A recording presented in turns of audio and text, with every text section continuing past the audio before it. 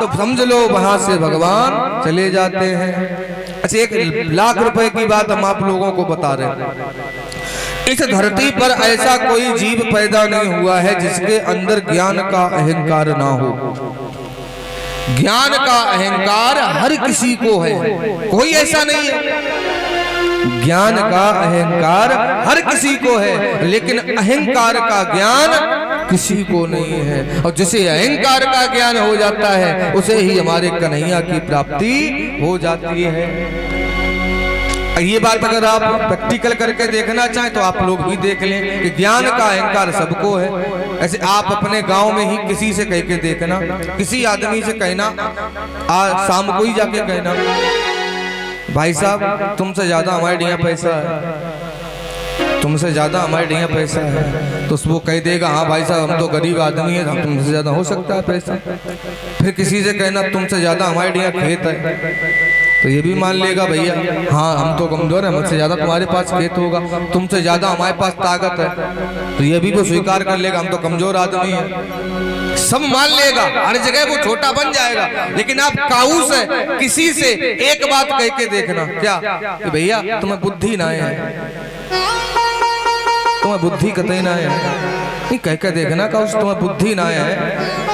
तो वो एक ही बात कहेगा, जाओ बाजार में जाकर तुम्हें बेच दिए, इतनी बुद्धि है हमारे।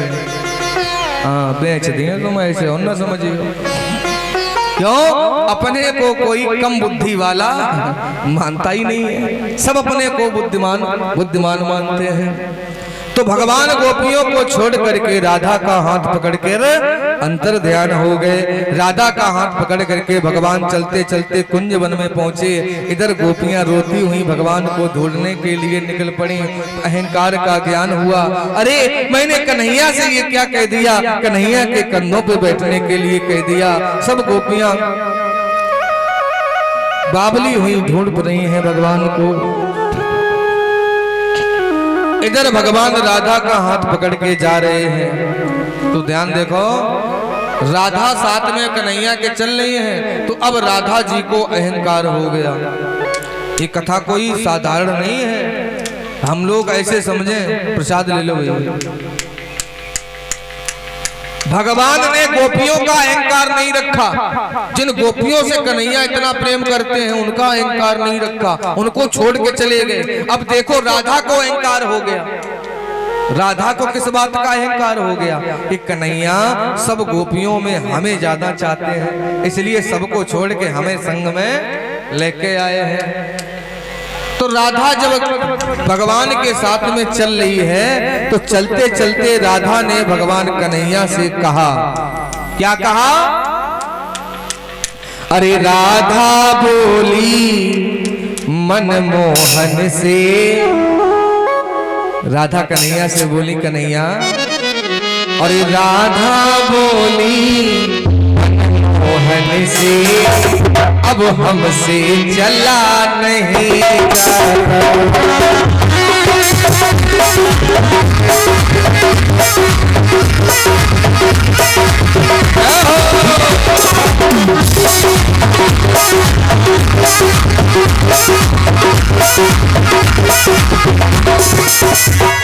राधा बोली मनमोहन से, अब हमसे चला नहीं जाता।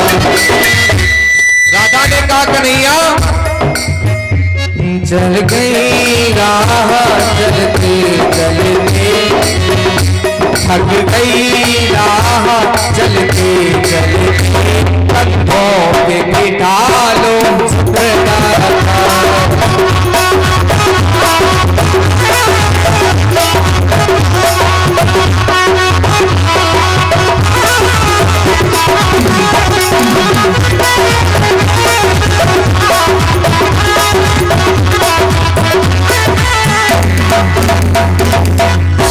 राधा ने कहा भाई कन्हैया हम रास्ता चलत चलत थक गई हैं। तो भगवान बोले राधे तो हम क्या करें? तो राधा बोली कन्हैया हमें अपने कंधा पे बिठा लो, पीठ पे बिठा लो। ये राधा ने किससे कहा? भगवान से। और भगवान ने सुना हमें पीठ पे बिठा लो तो भगवान चौंक गए। अरे राधा ये क्या कह रही है? पीठ पे बैठने को। तो भगवान बोले राधे रुको, अभी मैं तुम्हें पीठ पे बिठालता हूँ। आगे एक पत्थर दिखाई दिया, कन्हैया नीचे पत्थर के पास खड़े हो गए, राधा ऊपर पहुंच गई। भगवान ने कहा तुम ऊपर से हमारे कंधा पे बैठ जाओ। राधा ऊपर खड़ी, कन्हैया नीचे खड़े। अब राधा भगवान कृष्ण के कंधे पर बैठने के लिए जैसे ही आगे बढ़ी, छोड़ दो भाई, छोड़ो।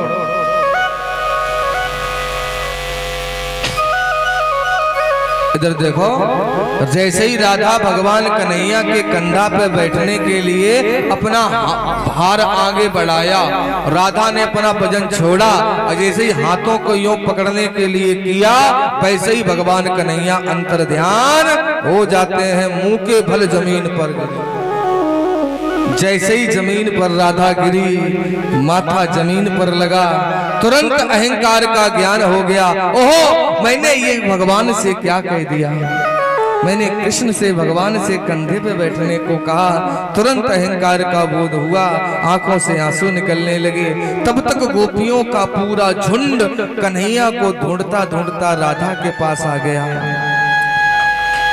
और सब गोपियां राधा से बोली, राधा कन्हैया तो तुम्हारे साथ में थे और तुम यहाँ अकेली, कन्हैया कहाँ है?